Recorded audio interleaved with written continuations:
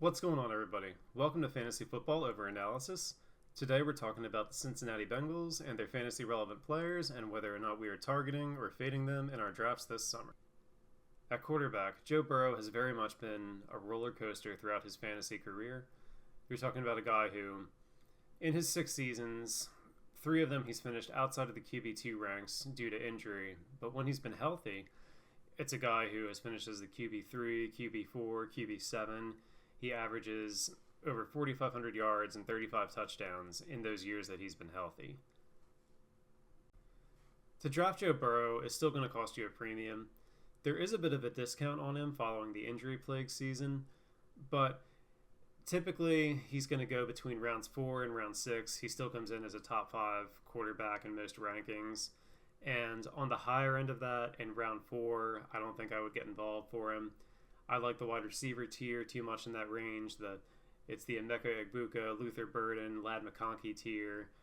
But on the lower end of that, if he were to fall into round 5 or round 6, then I could see myself getting involved for him.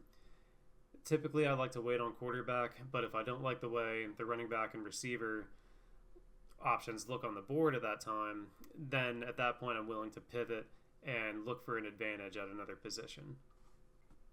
At running back, I love Chase Brown. I think he's one of the more underappreciated options in fantasy. And Brown last season got off to a really slow start. A lot of that had to do with the Joe Burrow injury.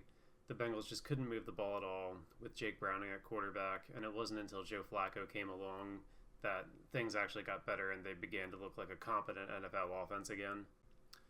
What makes Chase Brown such a fantasy asset is his use in the receiving game.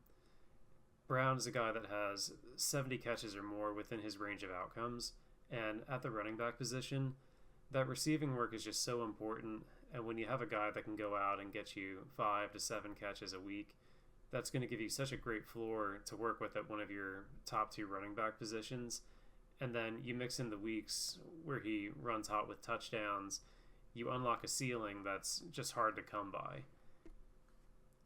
And the price tag for Brown isn't even that outrageous. For a guy with his floor and his ceiling, you can get him in the mid to late second round. I think that's an awesome value, and he's absolutely a target for me this year.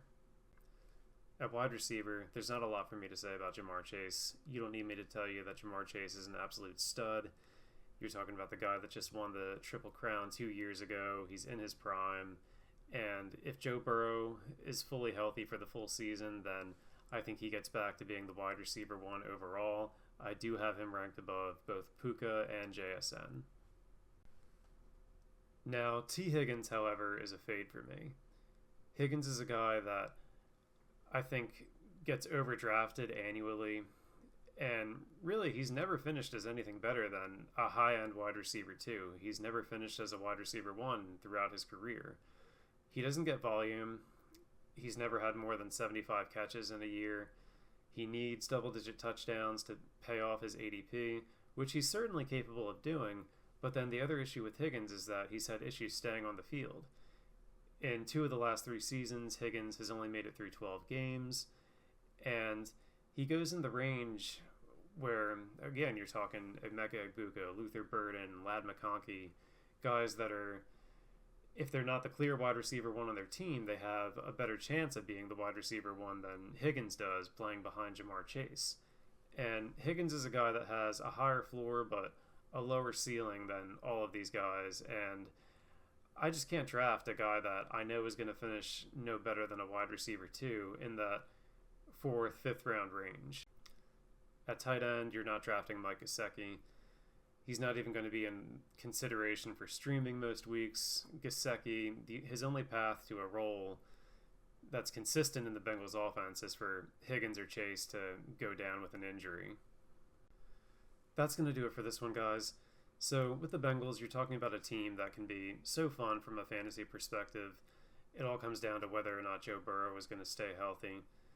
If he is, then you know they're going to be involved in so many shootouts, so many high-scoring games, which is the atmosphere that we love to chase for fantasy football. So we love Ja'Marr Chase. We love Chase Brown. We're open to Joe Burrow if the right situation presents itself in the draft. And T. Higgins is a guy that, at cost, I'm fading. But again, I thank you guys so much for watching, And we will talk to you next time when we go over the Baltimore Ravens.